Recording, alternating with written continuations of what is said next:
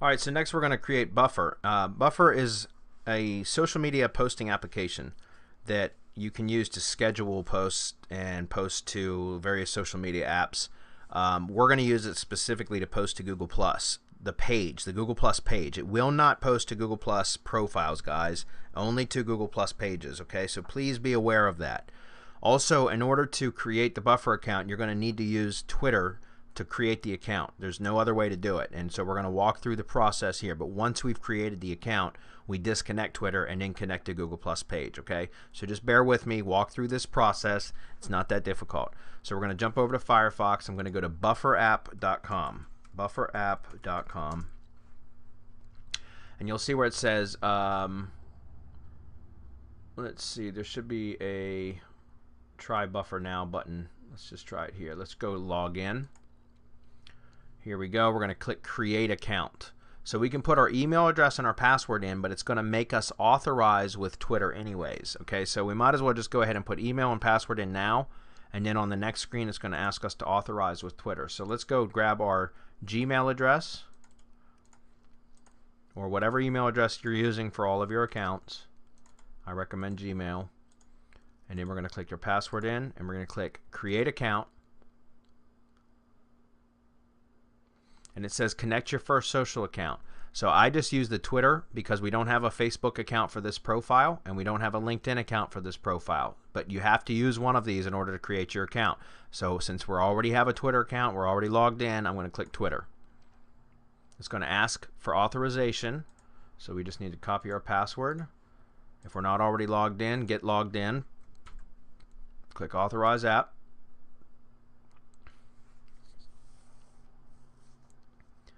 Now that we're inside, we're going to skip for now. We're going to set our time zone. So since I'm going to be Los Angeles or LA, I'm just going to try, see what comes up.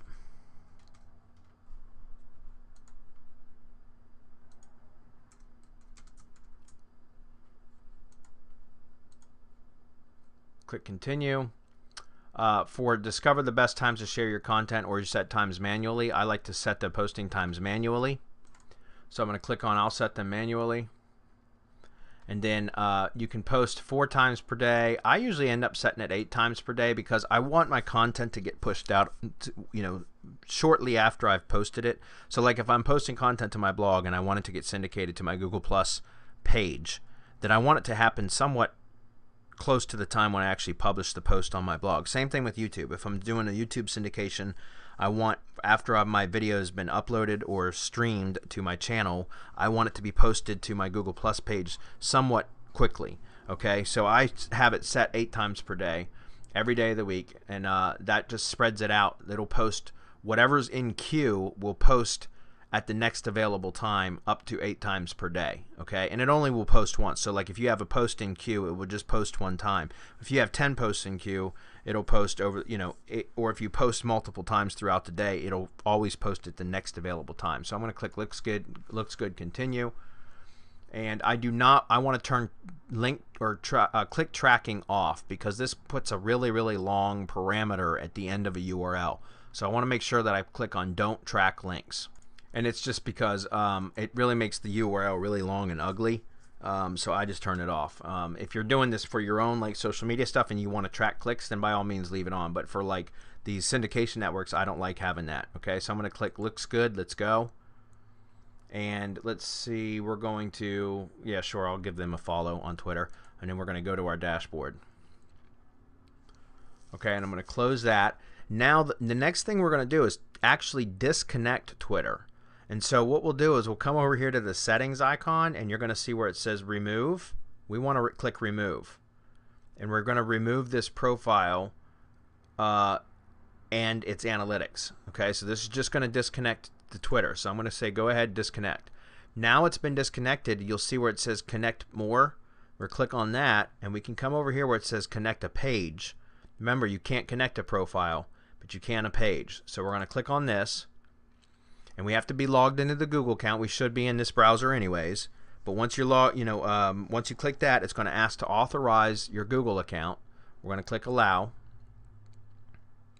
Then it'll give us the option to select which page. If you've got more than one page, all your pages will be available here. You can select which page it is. This is going to be the Get It Done page. So I'm going to click on that.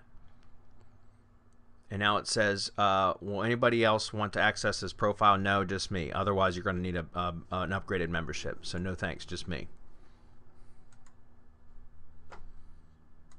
And it's not clicking, so I'll just hit the X button.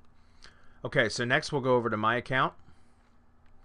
And we want to double check to make sure that link shortening is not turned off, or is actually turned off. Let's go back. This is email settings.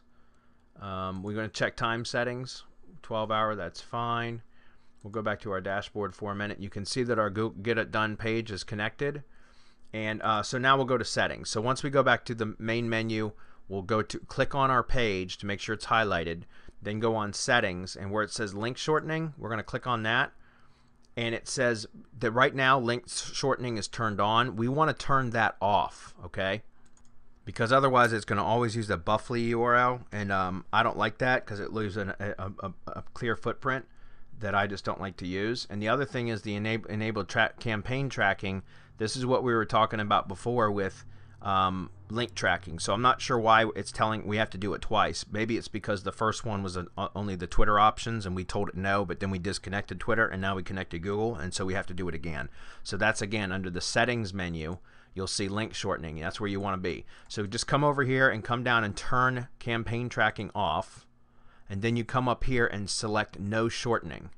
Okay, and now that's been saved. It auto saves, but you come down and turn campaign tracking off first, and then shortening you select no shortening.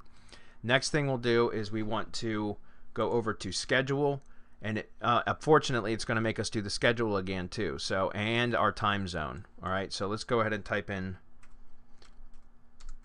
Los Angeles CA, change all to this time zone, yes.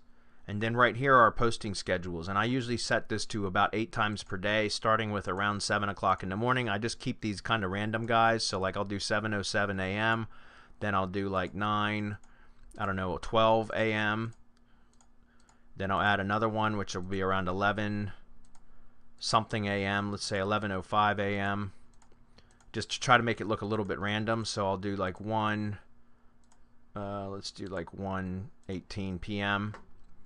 Next one will be 3, I don't know, let's do 24 p.m. And again, this is just random, and I just do this for about 8 different posting times per day. We'll bring this back down into the teens. We'll do like 5:15 p.m. 7:06 p.m. is good, and one more. This will be 9 something p.m. 9:09 p.m. So that should be 3, 4, 5, 6, 7, 8. Yep, that's 8 posting times. And that's pretty much all we have to do. We really don't have any, there's no profile URLs or anything that we need to do. We just need to connect that first account. We have to use Tumblr to get in. Once we get inside, we disconnect Tumblr. Then we make sure that we go turn off the link shortening. We connect Google Plus page, and then we turn off the link shortening, campaign tracking, and then link shortening. We set the time zone, and then we set the posting schedule. And then we'll just go update our spreadsheet just to make sure that we have the proper details here. And that's it, guys. Okay, so that's it for Buffer.